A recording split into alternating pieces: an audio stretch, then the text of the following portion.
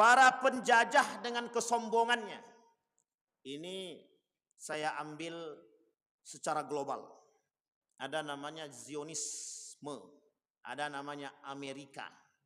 Sekarang Amerika itu adalah negara paling sombong di muka bumi ini. Jadi kalau Bapak Ibu mau kata Amerika itu Dajjal, boleh aja tuh. Mungkin namanya Dajjal yang terselubung. Kenapa kita katakan demikian Bapak Ibu? Negara Amerika berhasil menjajah semua negara yang ada di dunia ini. Tapi kalau disederhanakan maknanya, hari ini itu Bapak Ibu, kita ini sedang dijajah. Merdeka secara fisik tapi tak merdeka secara mental. Kenapa saya katakan tidak merdeka secara mental? Hari ini kita dijajah dari dunia fikiran, kita dijajah dari dunia pendidikan, kita dijajah dari dunia mental. Dan kita lebih parahnya lagi yang dijajah adalah akhlak.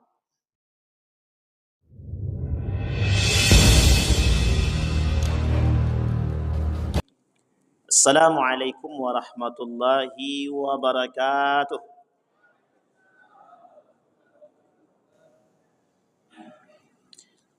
Alhamdulillahi rabbil alamin. Alhamdulillahilladzi an'ama bi ni'matil iman wal islam bihima tatimmus salihat. Ashhadu an la ilaha illallah wahdahu la syarika lah wa ashhadu anna Muhammadan abduhu wa rasuluh la nabiyya ba'd. Allahumma salli wa sallim wa barik ala hadzal nabiyil karim. Allahumma salli ala Muhammad wa ala ali Muhammad fil alamin innaka Hamidum Majid. Ya ayyuhan nasu ittaqu rabbakumul ladzi khalaqakum min nafsin wahidah wa khalaqa minha zawjaha wa batha minhuma rijalan katsiran wa nisaa wattaqullaha alladzi tasaaluna bihi wal arham innallaha kana 'alaikum raqiba. Wa qala Allah ta'ala ya ayyuhalladzina amanu ittaqullaha wa qulu qawlan sadida yuslih lakum a'malakum wa yaghfir lakum dhunubakum wa may yuti'illaha wa rasulahu faqad faza fawzan 'azima. Puji syukur kehadirat Allah atas limpahan rahmat dengan mengucapkan alhamdulillahirabbil alamin. Bersalawat kepada Nabi dengan mengucapkan Allahumma salli ala Muhammad wa ala ali Muhammad fil alamin innaka Hamidum Majid. Bapak Ibu sekalian yang berbahagia, mudah-mudahan di maghrib ini Allah limpahkan rahmat dan karunia-Nya kepada kita semua. Allah jadikan rumah tangga yang sakinah, mawaddah warahmah. Allah anugerahkan anak-anak yang saleh dan salihah. Allah istiqamahkan kita dalam kebaikan dan ketaatan kepada Allah. Kelak Allah matikan kita dalam keadaan husnul khatimah. Amin ya rabbal alamin. Baik Bapak Ibu sekalian yang berbahagia, di malam hari ini atau di maghrib ini tak banyak hal yang ingin kami sampaikan. Ada satu hadis yang disampaikan oleh baginda Nabi Muhammad sallallahu alaihi wasallam. Insyaallah mudah-mudahan waktunya cukup kita sampaikan dan kita jabarkan. Kata Nabi dalam hadisnya, sittatu asya'in tuhbitul a'mal. Ada 6 perkara yang bakal membuat sittatu asya'in yadkhulun nara qabla al-hisab. Ada 6 perkara yang bisa mengantarkan umat manusia masuk ke dalam neraka tapi tanpa hisab. Ada perbuatan amal ibadah masuk surga tanpa hisab. Sekarang masuk neraka tanpa hisab. Pilih mau masuk surga tanpa hisab atau masuk neraka tanpa hisab. Itu pasti pilihan yang sangat-sangat tidak pilihan. Karena mustahil bagi manusia yang mau. Tapi Bapak Ibu, kata Imam Al-Ghazali itu, aku ni bukan orang soleh, tapi aku berharap jadi berkumpul dengan orang-orang soleh. Gitu. Dalam syair Abu Nawas itu ada, ya Allah, aku tidak sanggup, tidak layak masuk ke dalam surga, tapi aku tak sanggup masuk ke dalam neraka. Kira-kira kalau sudah tak layak masuk surga, tak sanggup masuk neraka, tempatnya di mana? Ada yang tahu Bapak Ibu tempatnya di mana? Ya tidak ada pilihan Bapak Ibu. Kalau tidak surga ya neraka. Tidak ada pilihan tengah-tengah itu tidak ada. Kalau tidak masuk ke dalam surga ya masuk ke dalam neraka. Karena manusia pilihannya cuma 2. Kalau tidak baik ya buruk. Kalau tidak baik buruk. Kata Nabi, sittatun yadkhulun nara qabla al-hisab. Kemudian, qila man hum ya Rasulullah, siapa mereka? Ini kata Nabi, siapa mereka? Kata para sahabat kepada Nabi. Kemudian Nabi bilang, qala. Kita ambil poin-poin pentingnya 6. Kalau 6 itu agak banyak sikit. Yang pertama kata Nabi, al-umara'u bil jur, pemimpin yang zalim, pemimpin pendusta, pemimpin pengkhianat, pemimpin yang jahat, pemimpin yang buruk, semua diktator, otoriter jadi satu. Ini pemimpin. Kata Nabi, al-umara'u bil jur, kullukum ra'in wa kullukum mas'ulun an ra'iyatihi. Sampai-sampai Imam Hasan Al-Basri mengatakan, inna saddan nas yawmal qiyamah razzaqahullahu mansiban liyusiba bihi mujtaba. Kata Nabi, kata Hasan Al-Basri, kelak di hari kiamat itu orang yang paling kencang menyesalnya, nangisnya itu orang-orang yang diberikan oleh Allah mansibah. Mansibah itu kekuasaan, jabatan dan tempat dan kedudukan. Tapi bertujuan untuk menghancurkan rakyat, untuk menyiksa rakyat. Jadi pemimpin yang diberikan oleh Allah kekuasaan tapi bertujuan untuk menyakiti rakyatnya. Kalau kita berbicara tentang pemimpin yang zalim, ini panjang sekali. Karena ada karakter-karakter tertentu yang oleh para ulama, mengapa dia menjadi zalim, apa penyebab kezalimannya, dan bagaimana seharusnya kita bersikap terhadap kezaliman dia, dan apa yang harus kita lakukan sebagai seorang mukmin terhadap pemimpin yang zalim. Dan ini penting. Dan ini Bapak Ibu sekalian yang berbahagia panjang. Tapi secara ringkas kita bahas begini Bapak Ibu. Salah seorang ulama menuliskan kitab dengan judul Ensiklopedi Akhir Zaman. Ensiklopedi Akhir Zaman. Kata ulama tersebut menukil daripada hadis baginda Nabi Muhammad sallallahu alaihi wasallam. Kata Nabi, la taqumus sa'ah hatta tara, tak akan terjadi hari kiamat kata Nabi sampai kalian akan melihat al-umara az-zalim, zalatul alim, al-imam ad-dani, pemimpin-pemimpin yang terhina kata Nabi. Dalam satu riwayat yang lain Nabi berkata begini, tapi ini tak boleh dikait-kaitkan. Kata Nabi dalam hadisnya, ya'ti 'alan nasi zamanun yugharbaluna fihi gharbalah, yabqa minhum husala qad marijat uhuduhum wa amanatuhum wa ikhtalafu fakanu hakadha wa shabbaka baina asabi'ihi. Satu ketika Bapak Ibu, Nabi sedang duduk dengan para sahabat. Apa kata Nabi kepada para sahabat? Ya'ti 'alan nasi zamanun yugharbaluna fihi gharbalah. Akan datang satu masa kepada umatku kata Nabi di mana mereka orang-orang tersebut menyaring. Apa yang disaring? Yang disaring itu orang-orang yang baik. Sehingga orang-orang yang baik ini hasil penyaringan yang tersingkirkan. Kata Nabi, yugharbaluna fihi gharbalah. Orang-orang baik tersingkirkan satu. Wa yabqa fihi husalah. Yang tersisa dari orang-orang itu ketika itu adalah husalah. Tahu Bapak Ibu arti husalah? Husalah itu para penista-penista, para pelaku maksiat, kaum munafik. Dalam satu riwayat yang lain atau dalam pandangan ulama, ada 7 golongan pengikut Dajjal di akhir zaman itu. Jadi di akhir zaman nanti pengikut Dajjal itu 7. Salah satu di antara pengikut Dajjal yang 7 itu kaum munafik salah satunya. Kaum munafik. Bapak Ibu bisa melihat kaum munafik itu ada di mana? Jangan tunjuk-tunjuk. Tahu Bapak Ibu ada di mana kaum munafik itu? Kaum munafik itu ada di sekitar kita.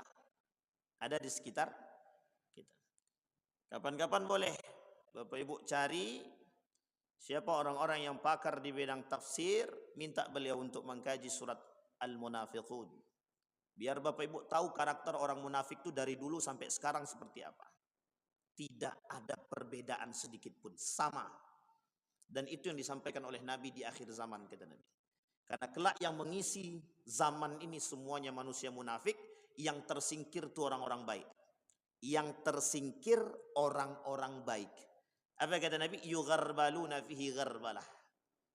Tersingkir sedikit demi sedikit, satu orang baik. Yang tersisa husalah, para penista, pengingkar janji, pengkhianat, orang-orang pelaku maksiat, para koruptor, para suaper, suapisasi, para pelaku maksiat, para pelaku peminum khamar, para pezina, para pemabuk berkumpul jadi satu. Orang-orang yang baik ketika itu di mana? Mereka tak mampu menampakkan diri mereka. Ada yang beruzlah, ada yang tetap di rumah, ada yang tak berani keluar, ada yang keluar hanya untuk sekedar beribadah kemudian kembali. Kenapa demikian? Karena ketika itu kebenaran, keadilan, kejujuran tidak nampak. Yang nampak adalah dusta. Yang nampak adalah ketidakadilan. Yang nampak adalah ketidakjujuran. Dan itu yang terjadi di akhir zaman kita. Pertanyaannya adalah, apakah perkataan Nabi ini pasti terjadi? Ada yang mengingkari? Assalamualaikum. Tidak usah terlalu tegang-tegang, betul Pak. Ada enggak yang mengingkari perkataan Nabi? Tidak ada Pak. Kalau kita orang beriman tak akan mungkin kita mengingkari. Pertanyaannya adalah, apakah perkataan Nabi ini pasti terjadi? Sekarang pertanyaan kemudian muncul. Kira-kira di zaman yang sekarang kita tempuh nih, sudah mulai berkurang atau bertambah orang baik itu? Ayo ngomong apa-apa di depannya. Pertanyaannya adalah, sadar kita akan berkurangnya orang baik di hadapan kita? Pertanyaan kemudian muncul, di mana posisi kita?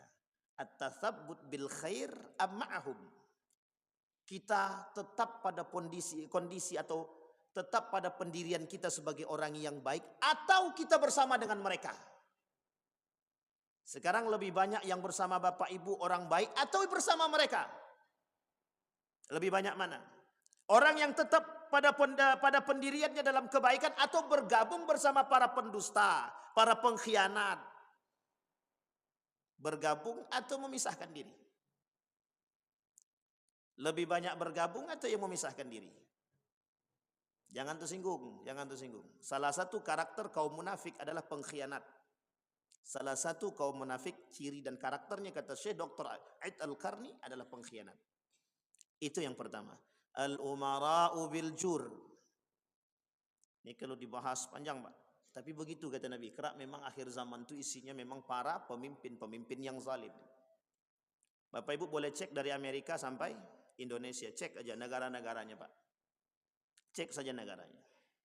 Mana pemimpin-pemimpinnya yang memang pemimpinnya yang tidak zalim. Saya tak katakan pemimpin Indonesia zalim ya. Tapi kita mengambil daripada sejarah, kita kemudian melihat daripada sejarah, kita melihat daripada perkataan baginda Nabi, kita melihat dari perkataan Allah dalam Al-Quran. Coba kita runut. Hampir 80% perkataan Nabi sudah mulai terbukti. Sudah mulai terbukti. Semenjak terbukanya, semenjak runtuhnya Turki Utsmani, semakin nampak apa pengaruhnya. Siapa yang membuat itu terjadi? Apakah ini skenario ataukah ini dibuat oleh orang-orang tertentu? Baik. Sekarang Bapak Ibu, adakah hari ini program yang kita bangun untuk membangun para pemimpin-pemimpin yang adil, pemimpin-pemimpin yang baik? Ada enggak program kita menciptakan generasi-generasi pejuang yang memperjuangkan kebaikan? Ada enggak program kita yang hari ini memunculkan generasi-generasi yang berani mengatakan kebenaran dan meninggalkan kebatilan? Adakah hari ini program yang mencetak kader umat pemberani? Jangan tersinggung, memang begitu keadaan kita hari ini. Yang pertama, al-umara'u bil jur, kita tak usah panjang pada masa itu. Yang kedua, Kata Nabi yang kedua, al-arabiyatu bil asabiyah. Al-arabiyatu bil asabiyah, kiasan untuk semua. Orang Arab yang sangat fanatik terhadap golongan mereka. Ini kiasan untuk semua. Akan bermunculan, kata Nabi, di akhir zaman itu kelompok-kelompok fanatik. Yang fanatik terhadap golongannya, yang fanatik terhadap mazhabnya, yang fanatik terhadap apa namanya itu, kelompok dia, firqah dia. Yang bermunculan apa? Orang-orang yang, mohon maaf, ini Nabi yang nyampai bukan saya. Kata Nabi, kelak di akhir zaman yang muncul orang-orang yang bodoh. Yurfa'ul ilma wa yathbutul jahlu. Ilmu diangkat dari orang-orang yang tersisa adalah orang-orang yang bodoh, kata Nabi. Wa yathbutul jahlu. Jahlu itu artinya bodoh. Tidak bisa diartikan apapun, tidak bisa. Diartikan orang tidak berilmu, memang arti jahlu itu bodoh. Dulu ada orang jenius. Sekarang tak ada lagi orang jenius, yang ada orang pinter. Orang pinter mulai berkurang semakin sedikit demi sedikit. Oh, itu sudah menjadi sunnatullah, bukan sunnatullah. Memang itu perkataan Nabi. Akan berkurang. Orang berilmu seperti apa yang berkurang? Orang berilmu yang dengan keimanannya. Kalau orang pinter banyak, orang berilmu hari ini banyak. Yang bergelar profesor tuh banyak. Yang bergelar doktor tuh banyak. Sekarang yang menjual agama tuh juga bergelar profesor, bergelar doktor, dan bergelar magister. Itu yang berani memperjualkan agama. Yang mengatakan agama ini musuh negara, profesor. Yang memperjualbelikan kebenaran, profesor. Yang memperjualbelikan hukum, doktor. Kata Nabi, kelak di akhir zaman, orang-orang yang tertinggal itu adalah orang-orang yang bodoh. Orang berilmu banyak, tapi berilmu dengan keimanan itu yang sedikit. Apa yang terjadi? Wa minan nasi may yu'jibuka qawluhu fil hayatid dunya, kata Allah. Kelak banyak orang berilmu yang dengan mulut mereka sihir. Mereka mampu menyihir manusia dengan lisan mereka karena keilmuan mereka. Tapi mereka tidak mengajak kepada keimanan kepada Allah, kata Huzaifah ibn al-Yaman. Justru mereka mengajak kepada abwabu jahannam. Mereka berilmu tinggi, tapi mereka tak mengajak kepada ketaatan kepada Allah, tapi mereka mengajak kepada pintu neraka jahannam. Itu yang menyampaikan Nabi dalam hadisnya yang dikeluarkan oleh Huzaifah ibn al-Yaman. Ketika ditanya oleh Huzaifah ibn al-Yaman apa yang bakal terjadi, kata Nabi, kelak akan muncul du'atun ila abwabi jahannam. Akan muncul orang-orang alim yang berbicara agama dan berbicara dengan keilmuan mereka, tapi tidak mengantarkan manusia kepada ketaatan kepada Allah, tapi justru mengantarkan kepada pintu neraka jahannam. Saya tak mau ajak Bapak Ibu untuk berpikir, betul tak ya terjadi hari ini? Tapi tanpa kita mengajak berpikir, mungkin Bapak Ibu dah paham. Kenapa kita katakan demikian? Kalau kita sebagai jamaah ini tak sadar, tidak mau memunculkan keilmuan kita dengan keimanan, filter yang harus kita lakukan hari ini dengan iman, bukan dengan ilmu. Karena banyak orang berilmu tapi tidak berakhlak. Banyak orang berilmu tapi mereka meniadakan akhlak. Profesor Dr. Sayyid Naqwib Al-Attas, ilmuwan muslim yang tersisa tinggal di Malaysia, menuliskan dalam tulisan beliau, kata beliau begini. Penyebab kemunduran umat muslim di akhir zaman atau sekarang, lima ta'akhkhara al-muslimun, kenapa umat muslim hari ini mundur? Penyebabnya cuma satu, kata beliau. Loss of adab. Hilang adab. Bukan hilang ilmu. Kalau hilang ilmu mungkin tidak. Banyak orang pintar, terutama di Indonesia ini banyak orang pintar. Tapi kok rata-rata kok keblinger gitu. Tahu Bapak Ibu keblinger? Yang Jawa mesti ngerti lah. Tak perlu saya terjemahkan pun. Arti keblinger itu, lah kok tak sejalan. Kecerdasan mereka dengan akhlak mereka tuh kok nggak sejalan. Banyak dalih yang mereka gunakan Bapak Ibu. Kembali kepada poin nomor 2 tadi. Al-asabiyatu Maaf, al-arabu bil asabiyati. Fanatisme. Fanatisme yang muncul akhir-akhir ini itu bukan fanatisme karena keilmuan. Fanatisme karena kebencian. Hari ini bermunculan kelompok-kelompok yang saling membenci, mencaci, memaki sesama kelompok. Nabi dah kata, itu perkataan Nabi Bapak Ibu. Sudah sunnatullah begitu. Sudah Nabi yang ngomong, pasti terjadi. Hanya saja Bapak Ibu jangan ikut-ikutan mencaci dan memaki. Karena fanatisme tanpa ilmu berdampak pada perbuatan yang sama sekali tidak diinginkan oleh Allah. Yang terjadi hari ini itu. Yang terjadi hari ini itu. Di mana-mana termasuk di Pekanbaru.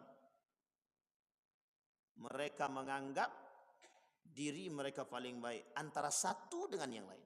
Yang satu nyerang satu. Yang satu nyerang ke yang lain. Pertanyaannya yang bingung siapa? Kita Pak. Yang bingung. Yang benar ini yang mana? Kedua-duanya salah. Yang menganggap diri dia paling benar dan menolak kebenaran dari yang lain salah. Sama. Kedua-duanya sama. Man ahlakan nasu fahuwa ahlaku man kafar fahuwa kafir. Yang mencela sesama muslim sibabul muslimin fusuq wa qitaluhu kufrun. Mencaci maki, mencela umat muslim yang jelas-jelas mereka beriman kepada Allah, fasik. Dan membunuh mereka kafir. Membunuh ada dua. Membunuh dengan senjata. Yang kedua membunuh dengan lisan. Namanya pembunuhan karakter. Membunuh dengan lisan itu lebih tajam daripada membunuh dengan pisau. Apa kaitannya dalam Al-Quran? Al-fitnatu asyaddu minal qatl. Dua Pak kalimatnya dalam Al-Quran. Al-fitnatu asyaddu minal qatli. Yang kedua al-fitnatu akbaru minal qatl. Kalimat pertama asyaddu, kalimat kedua akbar. Allah tekankan dalam kalimat yang lain. Perkara lisan. Gara-gara apa? Asabiyah. Apa arti asabiyah itu Ustaz? Fanatik. Bermunculanlah di akhir zaman kelompok-kelompok yang disebut dengan fanatisme. Apa namanya Bapak Ibu? Fanatisme. Ibu-ibu mazhabnya apa? Syafi'i, Hambali, Hanafi atau Maliki? Maliki atau Syafi'i? Syafi'i atau Hambali? Syafi'i, tapi kok nggak pada bercadar semua? Hukum bercadar bagi Syafi'i wajib. Yang sunnah itu Imam Ahmad bin Hambal. Imam Ahmad bin. Ibu-ibu pakai kaos kaki nggak kalau keluar rumah? Pakai. Ada nggak yang nggak pakai kaos kaki? Ada. Itu mazhabnya siapa? Syafi'i itu bukan? Yang keluar rumah tanpa kaos kaki itu mazhabnya Imam Abu Hanifah, Imam Malik.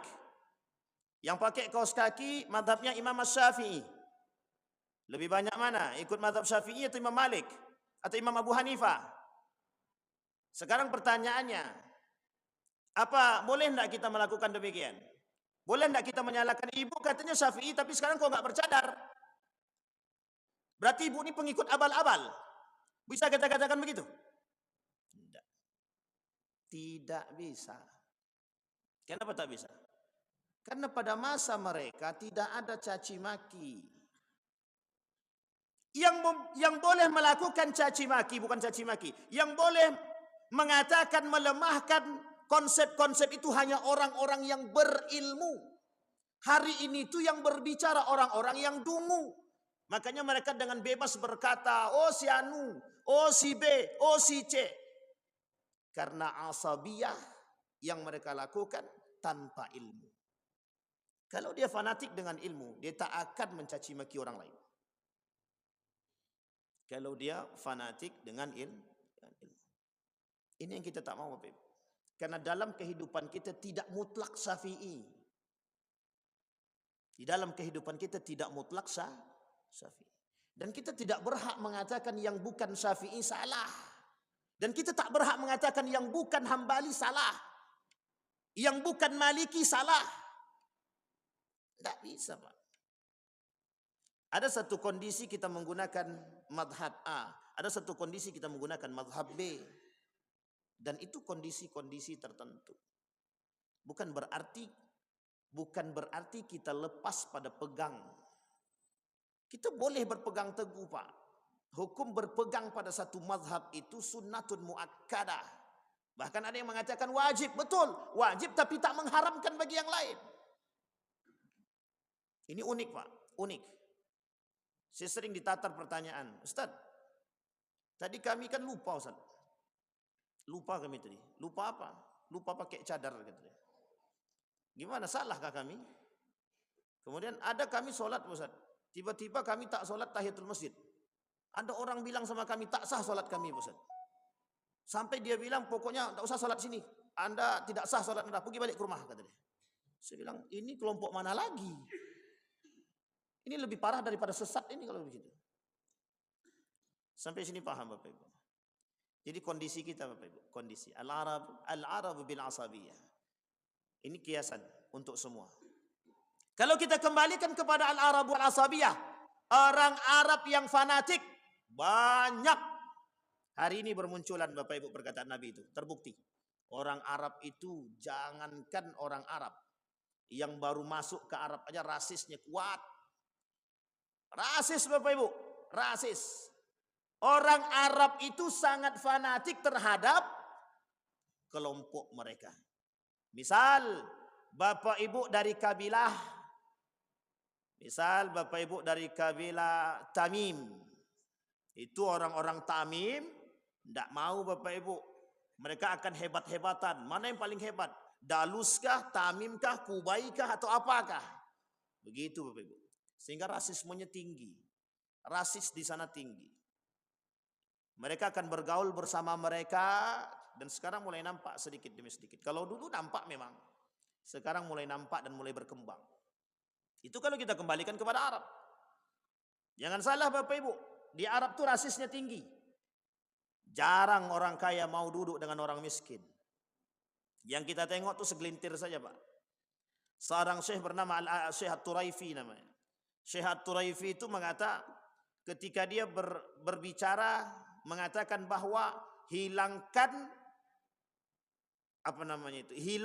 perbedaan antara setiap kelompok, kata Syekh At-Turaifi. Dan dia membantah kebijakan pemerintah. Besok masuk penjara tuh Bapak Ibu. Sampai sekarang belum keluar lagi. Hanya gara-gara protes terhadap kebijakan pemerintah untuk kesetaraan. Artinya apa? Dia ingin mengatakan tidak ada perbedaan antara kaya dan yang miskin. Gitu. Tak. Akhirnya Pak masuk penjara. Namanya Syekh Turaifi. Jangan salah Pak. Mudah-mudahan di tempat kita tidak. Mudah-mudahan di negara kita tidak. Itu yang kedua. Apa kesimpulan daripada asabiyah tadi? Jangan sampai fanatik yang berlebihan. Nabi kata dalam hadisnya, la taghlu fi dinikum. Jangan kalian berlebihan tanpa ilmu terhadap agamamu. Apa yang terjadi Bapak Ibu? Mohon maaf. Apa yang terjadi orang yang berlebihan tanpa ilmu terhadap agama? Kaum Khawarij. Itu paling jelas pada masa Ali bin Abi Thalib. Ali bin Abi Thalib ketika pulang dari perang Siffin, di tengah perjalanan keluar dari barisan Ali, 200 lebih yang keluar, mereka pergi ke perbatasan Harura antara Kufah. Kemudian mereka mereka pergi bergerilya ke pedesaan-pedesaan di setiap Kufah tersebut. Tapi basis mereka ada di Harura. Apa yang mereka tanamkan kepada masyarakat-masyarakat yang awam itu, kata mereka kepada masyarakat-masyarakat yang awam, kembalilah kepada Al-Quran dan Sunnah. Itu yang mereka tekankan kepada orang-orang yang ada di sekitar. Sehingga tercuci otak mereka. Setelah tercuci otak mereka, apa yang terjadi? Yang terjadi adalah semua orang yang bertentangan dengan pemahaman mereka, mereka semua bukan dari golongan kami. Gitu. Bahkan yang lebih parah lagi, fanatiknya yang paling parah lagi, yang bertentangan dengan pemahaman mereka dibunuh. Itu Khawarij. Sekarang ada, mungkin tak sampai bunuh-bunuh. Ada kelompok yang selalu menganggap diri dia paling benar, siapapun mereka. Setiap kelompok yang menganggap diri dia paling benar dan tidak mau bergabung dengan siapapun dan tidak mau menerima Pandangan-pandangan yang lain bagian daripada Khawarij. Jangan tersinggung. Siapapun itu. Neo Khawarij. Itu yang terjadi sekarang. Nabi katakan dalam hadis yang lain. Kata Nabi, kelak akhir zaman akan muncul kelompok-kelompok yang fasih. Lebih fasih daripada anda. Lebih baik ibadahnya daripada anda. Yaqra'una al-Quran hatta fi unuq. Mereka cuma baca Quran sampai di sini. Sekarang saya tanya kepada kita semua Bapak Ibu. Lebih cerdas kita atau Yahudi dalam memahami Al-Quran? Jawab dengan jujur Bapak Ibu. Lebih cerdas kita atau Yahudi dalam memahami Al-Quran? Saya tak katakan Bapak Ibu Khawarij ya.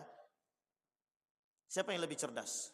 Yahudi jam 3 malam bangun, mandi, kemudian dia baca Quran. Dan dia bertadabbur dengan ayat Al-Quran. Hari ini siapa di antara kita yang bangun tengah malam, mandi, kemudian bertadabbur dengan ayat Al-Quran? Yang ada dalam masjid ini saja. Kalau baca Quran mungkin, tapi yang bertadabbur dengan ayat Al-Quran. Ada? Angkat tangan. Perlu kita contoh kalaupun ada. Yaqra'un al-Quran hatta fi unuq. Apa maksudnya? Membaca Al-Quran, membaca Al-Quran, hafal Al-Quran, tapi tak paham, tapi tak mengamalkan. Kata Nabi, kelak di akhir zaman, kata Nabi, akan muncul orang-orang yang dengan sunnahku, dengan perkataanku, dengan Al-Quran, mereka tidak mengamalkan. Yang mereka lakukan apa? Fasih.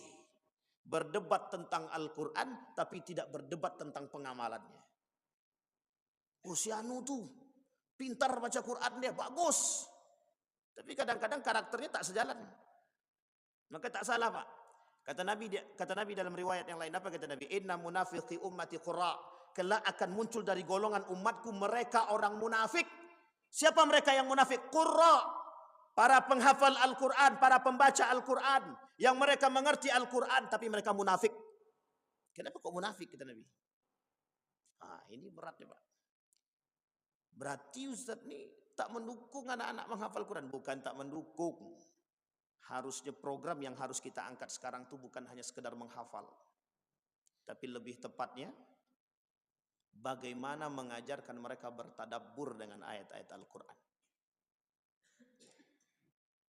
Kiai Haji Ahmad Dahlan 3 bulan mengajarkan surat Al-Ma'un kepada muridnya. Diprotes sama muridnya. Apa kata muridnya? Kok ini terus yang kita pelajari tak selesai-selesai? Dijawab sama Kiai Haji Ahmad Dahlan, Ahmad Darwis. Siapa di antara kalian yang sudah mengamalkan ayat 1, 2, 3 dan selanjutnya? Diam semua. Tak ada yang jawab. Kelak muncul dari surat ini Bapak Ibu, termotivasilah bermunculan ketika itu rumah sakit Muhammadiyah. Dalil pertama, alasan pertama, motivasi pertama, surat Al-Ma'un yang diajarkan oleh Kiai Haji Ahmad Dahlan, Ahmad Darwis. Cuman surat itu. Sekarang Bapak Ibu lihat, banyak rumah sakit Muhammadiyah, dasar munculnya cuman itu Pak. Coba kalau kita bayangkan, kita ambil contoh sekarang. Ada seorang ilmuwan dari Eropa, yang seorang ilmuwan dari Eropa masuk ke dalam Islam ketika dia mengkaji ayat-ayat astronomi. Namanya Nedel Ghausam. Asalnya Yahudi. Orang Yahudi. Dibukanya Al-Quran itu dipelajarinya tentang ayat-ayat astronomi. Pas betul dengan subjek yang dia terima. Artinya dia punya program tentang astronomi. Kemudian dia pelajari, ternyata ada di dalam Al-Quran. Dia putuskan untuk masuk ke dalam Islam. Bagus atau tak bagus? Sekarang pertanyaannya adalah, ada enggak orang-orang kita yang seperti itu? Jadi kadang-kadang kita perlu mengaca kepada keteguhan dalam memahami atau bertadabbur dengan ayat Al-Quran. Afala yatadabbaruna Al-Quran am ala qulubi aqaluha. Kadang-kadang kita penting Pak. Kita mempelajari Al-Quran tapi kita kadang tak menjalankan ayat-ayat Al-Quran. Kita tak menjalankan. Kata Al-Quran, aqimis salata li zikri. Dirikan solat untuk mengingatku, kata Allah. Uang dalam solat kita ingat kok duit yang hilang. Tadi kunci Hondaku di mana ya? Kadang-kadang. Maka Bapak Ibu, ada namanya Syekh Abdurrahman Siddiq Al-Banjari, orang Banjar. Ini orang Banjar mesti tahu. Namanya Syekh Abdurrahman Siddiq Al-Banjari, cicit daripada Arsyad Al-Banjari. Beliau menuliskan buku judulnya Asrarus Shalah. Imam Al-Ghazali juga menuliskan Asrarus Zakah, Asrarus Shalah, Asrarus Siyam. Dalam kalimat yang dipapar oleh Syekh Abdurrahman Siddiq Al-Banjari dalam kitabnya, bagaimana memunculkan nilai-nilai solat. Bukan solatnya, tapi nilai-nilai solat. Kembali kepada poin kita Bapak Ibu. Banyak orang yang solat, tapi kenapa kok masih korupsi Ustaz? Ini pertanyaan sering banget mereka lontarkan kepada kami. Mengapa Ustaz kok banyak orang solat tapi kok masih mencaci dan masih memaki? Dia solat tapi kok masih mencuri, dia solat tapi kok masih korupsi, dia solat tapi kok ini itu dan lain sebagainya. Siapa yang bisa jawab Bapak Ibu? Kenapa Bapak Ibu? Kata Allah, inna salata tanha 'anil fahsya'i wal munkar. Salat bisa mencegah perbuatan keji dan mungkar. Berarti salat bisa menjaga harusnya. Salat bisa menjaga tangan harusnya.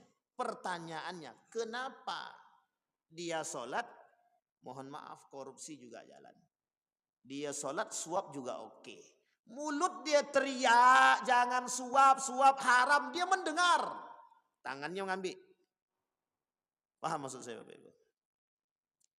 Para pelaku itu sholat tak sholat. Para pelaku itu sedekah tak sedekah. Para pelaku itu puasa tak puasa. Tapi ngapain? Kata Imam Al-Ghazali, banyak yang tidak tertanam dalam diri mereka. Jadi perbuatan belum tentu diamalkan. Kembali kepada poin kita Bapak Ibu. Al-Arabu bil asabiyati. Orang Arab dengan asabiyahnya, dengan fanatiknya. Jadi kalau kita mau fanatik terhadap satu golongan, fanatiklah dengan ilmu. Pelajari sekuat tentang ilmu yang diadopsi oleh pandangan kita. Misal orang Muhammadiyah misalkan, pahami betul-betul karakter Muhammadiyah, dalami tentang ilmu-ilmu Muhammadiyah yang dipelajari oleh Muhammadiyah. Nahdlatul Ulama, kuatkan keilmuan terhadap apa yang diajarkan oleh ulama-ulama di Nahdlatul Ulama. Nanti Bapak Ibu akan ketemu titiknya. Apa titiknya? Terbuka pikiran kita. Terbuka pikiran kita. Apakah semua ulama itu NU ataukah semua ulama itu Muhammadiyah? Tidak. Artinya apa? NU dan Muhammadiyah hanya golongan, hanya perserikatan, hanya organisasi, bukan mazhabi. Kenapa orang NU yang harusnya latar belakangnya Syafi'i, tapi masih ada tuh yang menggunakan selain daripada mazhab Syafi'i? Kenapa juga sebaliknya orang Muhammadiyah yang dianggap tidak bermazhab tapi banyak menggunakan mazhab? Sampai di sini bisa dipahami. Ini penting untuk kita pahami. Jadi kita ini jangan sampai fanatik lah. Kadang-kadang yang muncul dalam diri kita tuh Pak, bukan fanatik, bukan membela agama. Hari ini tuh ada orang-orang yang mengaku membela agama pada hakikatnya karena kebencian. Si anu tuh kelompok radikal. Diserang terus. Sampai dibawa kepada jalur-jalur pilkada. Pada hakikatnya kebencian. Bukan karena memperjuangkan agama. Bukan memperjuangkan agama. Kalau betul mereka memperjuangkan agama, mesti dapat titik temunya. Bukan karena kebencian. Ini yang terjadi hari ini Bapak Ibu. Fanatisme menyebabkan hilang akal sehat dan hilang keimanan kita. Nomor 3. Waddahaqin bil kibar. Para penjajah dengan kesombongannya. Ini saya ambil secara global. Ada namanya Zionisme. Ada namanya Amerika. Sekarang Amerika itu adalah negara paling sombong di muka bumi ini. Jadi kalau Bapak Ibu mau kata Amerika itu Dajjal, boleh aja tuh. Mungkin namanya Dajjal yang terselubung. Kenapa kita katakan demikian Bapak Ibu? Negara Amerika berhasil menjajah semua negara yang ada di dunia ini. Tapi kalau disederhanakan maknanya, hari ini itu Bapak Ibu, kita ini sedang dijajah. Merdeka secara fisik tapi tak merdeka secara mental. Kita merdeka secara fisik tapi kita tidak merdeka secara mental. Kenapa saya katakan tidak merdeka secara mental? Hari ini kita dijajah dari dunia fikiran, kita dijajah dari dunia pendidikan, kita dijajah dari dunia mental. Dan kita lebih parahnya lagi yang dijajah adalah akhlak. Akhlak kita hari ini dijajah. Bagaimana cara mereka menjajah? Mereka tidak menjajah dengan fisik. Mereka tidak menyerang negara kita. Tapi yang mereka serang apa? Karakter, pendidikan, moral, ekonomi. Sedikit demi sedikit mereka perang. Sekarang tak perlu sedikit-sedikit lagi. Serang habis-habisan. Tapi kan kita tidak tahu. Kita tidak sadar. Iya, kita tidak sadar. Berapa banyak anak-anak kita yang sekarang ini dijajah oleh gadget. Berapa banyak anak-anak kita hari ini dijajah oleh judi online. Berapa banyak hari ini manusia dijajah oleh game online. Berapa banyak orang hari ini dijajah oleh pinjol. Berapa banyak orang hari ini dijajah oleh prostitusi online. Berapa banyak hari ini kita dijajah oleh pendidikan-pendidikan yang tidak bermutu dengan dalih pendidikan karakter pada hakikatnya makin tidak berakhlak. Siapa yang datang? Siapa yang memasukkan pemikiran-pemikiran demikian? Siapa yang masukkan? Harus kita akui, Pak. Mereka yang belajar ke Eropa, balik ke sini diberikan posisi, mereka rusak, mereka rancuhkan semua. Orang Eropa berhasil mencuci otak umat muslim yang belajar ke sana, jangan tersinggung. Meskipun tidak semua. Tapi mayoritas yang belajar ke sana, ke Eropa, belajar mengambil studi Islam, balik-balik merusak. Jangan tersinggung. Meskipun tidak semua, sebagian. Yang mengatakan semua agama benar, lulusannya mana? Yang mengatakan agama musuh negara, yang lulusannya mana?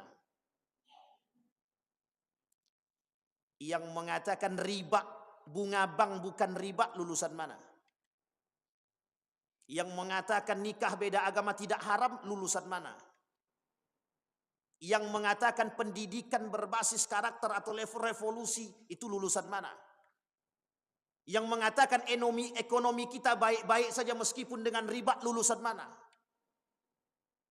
Yang mengatakan, mohon maaf, yang mengatakan orang yang berhubungan badan itu tidak zina kalau suka dengan suka, siapa? Lulusan mana? Terasa atau tak terasa kita sedang dijajah dengan demikian? Yang mengutarakan tentang peraturan pemerintah tentang kondom itu siapa? Yang ingin merealisasikan kondom itu siapa? Lulusan mana? Bukan rasis. Begitu keadaannya hari ini. Berhasil mereka menjajah kita dengan apa? Program. Mereka punya program. Yang melakukan program itu siapa? Umat muslim. Mereka kafir yang punya program, umat muslim yang menjalankan program dia. Orang munafik. Pertanyaannya adalah, dijajah atau tak dijajah kita hari ini? Sekarang pertanyaannya adalah, orang tua sulit untuk mengingatkan anak. Bahkan anak condong untuk melawan kepada orang tua. Itu hasil penjajahannya, Pak. Hasil penjajahannya. Nak, sholat. Emak aja dulu. Berani enggak emaknya mukul dia? Nanti kalau dipukul Ustaz, kena undang-undang perlindungan anak. Betul apa salah? Mereka akhirnya didukung, di backup. Yang rusak apa? Karakter. Akhirnya apa? Mak sholat, anak kata maknya, ya udahlah. Mudah-mudahan kau dapat hidayah ya. Tidak ada lagi ketegasan dalam rumah tangga untuk mengajak anak untuk sholat, itu tak ada lagi. Kalau kau mau sholat silakan, kalau tak mau sholat tak urus. Lepas tanggung jawab mak. Jangan salah, Pak. Jangan katakan lepas tanggung jawab kita. Seberapa besar usaha kita mengajak anak. Qu anfusakum wa ahlikum nara, kata Allah. Itu ditekankan oleh Allah. Jaga anakmu, jaga keluargamu dari api neraka.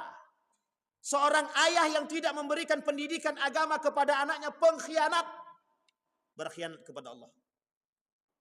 Jadi jangan salah Bapak Ibu, kalau hari ini kita tidak bisa memberikan pendidikan tauhid dan agama kepada anak kita, itu pengkhianat kepada Allah.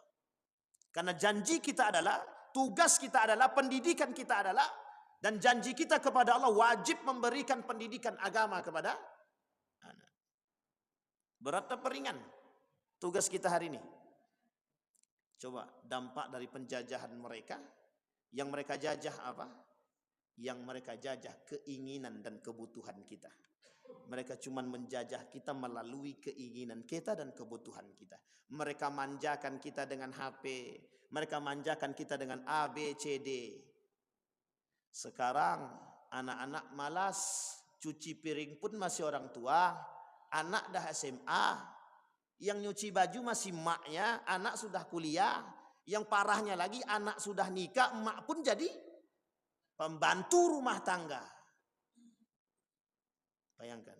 Siapa yang ngasuh cucu? Siapa yang ngasuh anak kau? Bapaknya ada, kakeknya dah. Kakeknya lah tiap pagi. Nah cucu. Memang senang kakeknya sama cucunya.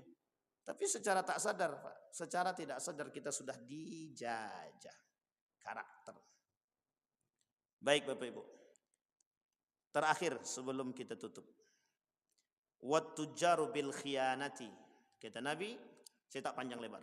Wat-tujaru bil khiyanah. Apa tujaru bil khiyanah? Para pebisnis ulung dengan pengkhianatan mereka. Banyak kelak di akhir zaman kata Nabi yang berdagang, berjual beri, para pembisnis itu menipu, pengkhianat demi keuntungan. Yang penting duit dapat, piti masuk, mau halal kek mau haram kek terserah gitu dia. Yang penting piti masuk, perutku terisi lah. Yang lain terserah. Nak haram kek nak halal kek lantak terserah. Itu perkataan Nabi, bukan saya. Kata Nabi di akhir zaman tuh orang tak mikir lagi mau halal kek mau haram kek terserah gitu. Yang penting piti masuk. Saya tak panjang di sini. Mudah-mudahan ada manfaatnya bagi kita semua. Harusnya bisa kita selesaikan tapi ternyata cuma sampai nomor 4. Mudah-mudahan. Kalau Allah izinkan kita ketemu, kita sampaikan, kita selesaikan. Saya kira itu saja, mudah-mudahan bermanfaat bagi kita semua. Fa'tabiru ya ulil absar la'allakum tuflihun. Assalamualaikum warahmatullahi wabarakatuh.